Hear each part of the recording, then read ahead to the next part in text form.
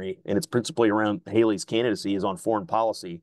And she's the only one articulating a pre-Trump foreign policy that supports intervention and at least with money and support in Ukraine, supports being all in on helping Israel, supports the traditional role of America in the world.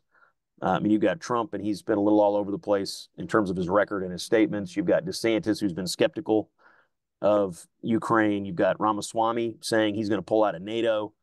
I mean, you've got a very real isolationist strain that's dominating most of these campaigns. It's not in Haley, so that's really one of the main tension points, in my opinion, about where you're seeing this divide between the old guard and the new guard play out. How do you, this is more of a policy question, but it's obviously in the sweet spot of our audience. Like, how does that isolationism, the growing isolationism, politically, we're talking politically, how does that play out in support for Israel? I mean, that's always been sort of a staple of Republic, even now. I mean, you're not even Ramaswamy has been sort of trying to figure out a way to sort of thread the isolationism needle with support for Israel.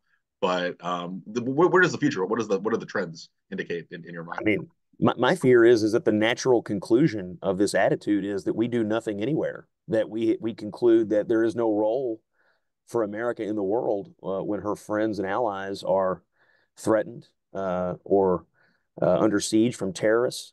Um, I mean, to me, that is where this all winds up: is that we are purely an isolated, diminished power, and that we just don't see any utility in having the kinds of alliances and world stability that uh, we've built and have been the head of since the end of World War II. I think that's where we are headed. I mean, obviously, in the Republican Party right now, most people say they support Israel. Most people say they want to help Israel fight these terrorists.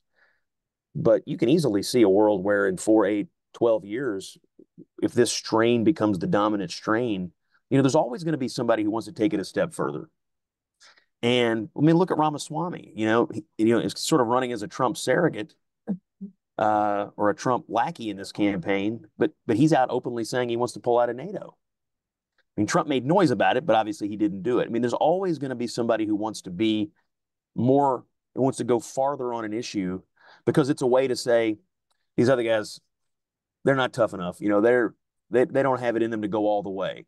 Well, if this is one of the dominant debates of our party's future, somebody's going to want to go all the way, and that's what I fear. So if you're a supporter of Israel like I am, if you're a supporter of the United States maintaining world stability like I am, the fear is you have a major political party that doesn't believe that there's any utility in that anymore, and I think that would be a travesty, frankly.